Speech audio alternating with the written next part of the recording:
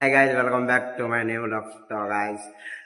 ସବୁଦିନ ତ 9ଟାରୁ ଛୁଟି ହେଇଯାଉଥିଲା ଆଜି ଆଉ 9ଟାରୁ ଛୁଟି ହେଲା ନାହିଁ ଗାଇଜ 11ଟା ପର୍ଯ୍ୟନ୍ତ ବୋଲି କହିଲେ ଏଆଡ଼େ ଦେଖ ଗାଇଜ ଆଜି ଜୁନ 1 ତାରିଖ କି ନାହିଁ ସୋମବାର ପଡୁଛି ନା ଆଜି ଆଉ ପ୍ରାକ୍ଟିକାଲ ତ ହଉନାହିଁ ଗାଇଜ ବେକାର କ୍ଲାସ ଆଇଲା ପୁରା ଲାଗୁଛି ଯେ ଆଉ ଏଟା ଲଗ ସିଟ୍ ମାନେ ଲେଖି ଲେଖି କରି ମାତ୍ର ମୁଣ୍ଡ ଖରାପ ହେଇଗଲାଣି ଯେ ଆଉ ମିଶା ଏଟା ଯଦି ପ୍ରାକ୍ଟିକାଲ ନ ସରାଇଲେ ତ ହେବ ନାହିଁ ନା ସେଥିପାଇଁ ଆଉ ଆଙ୍କମାନେ ତ କଣ କରୁଛନ୍ତି ଦେଖୁଥିବ ଆଉ ସେ ବାପଡ଼ା ଯେ ଲାଗିଛି ଗାଈ ଯେଡି ଥିଓରି ଲେଖବା ପାଇଁ ବୋଲି ବାହାଡ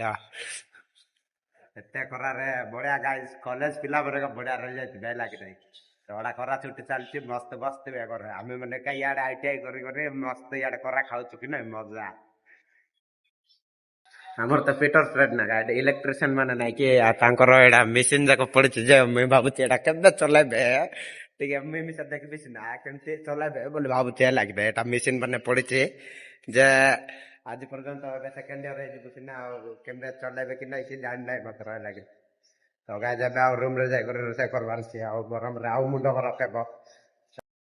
ଏବେ 11ଟାରେ ଛୁଟି ହବ ନା 11ଟାରେ ଛୁଟି ହେଲେ ତ ରୁମ ରେ ଯାଏବ